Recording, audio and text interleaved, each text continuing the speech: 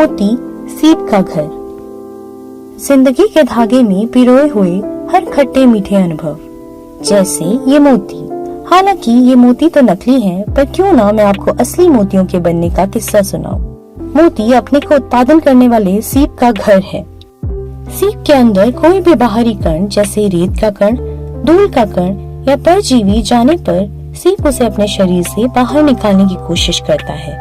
इसके लिए वो नेकर नाम का पदार्थ स्राव करता है, जो कि है कैल्शियम कार्बोनेट और एक प्रोटीन का मिश्रण। नेकर धीरे धीरे उस कण के चारों ओर जमा होकर एक मोती का रूप ले लेता है। यह प्रक्रिया तब तक जारी रहती है जब तक कि मोती पर्याप्त रूप से बड़ा न हो जाए। मोती का आकार और गुणवत्ता इस बात पर निर्भर करती है कि सीप किस प्रकार का है, बाहरी कण कैसा है और कितने समय तक नेकर जमा होता रहा है।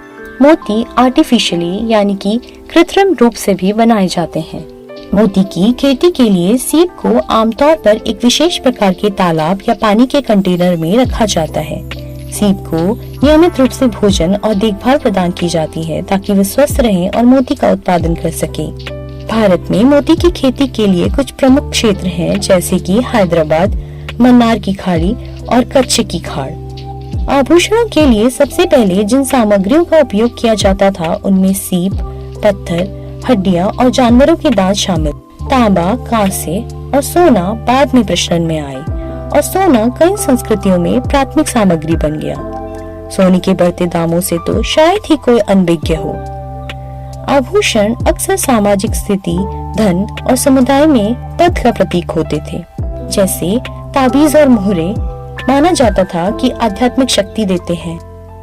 आभूषण व्यक्तिगत श्रृंगार और व्यक्तित्व को अभिव्यक्त करने का भी एक जरिया होता था।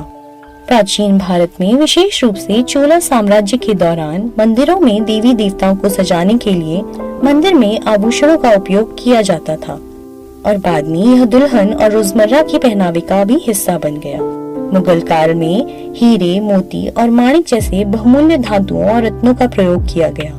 प्राचीन काल में भारत मोतियों का उत्पादन और व्यापार का एक प्रमुख केंद्र था। यहाँ तक कि हीरा और हीरे के ड्रिल भी भारतीय आविष्कार थे, जिन्हें बाद में रोमनों के साथ साझा किया गया था। अजंता के चित्रों और बरहुट, सांची और अमरावती की मूर्तियों से पता चलता है कि आभूषण सभी सामाजिक स्तरों में लोकप्रिय थे। राजाओं से लेकर आम लोगों तक पुरुषों और महिलाओं दोनों द्वारा विभिन्न प्रकार के आभूषण पहने जाते थे। कैसी लगी आपको ये वीडियो मुझे कमेंट करके जरूर बताइए और ऐसी वीडियोस देखने के लिए सब्सक्राइब करके जाइए। See you, bye.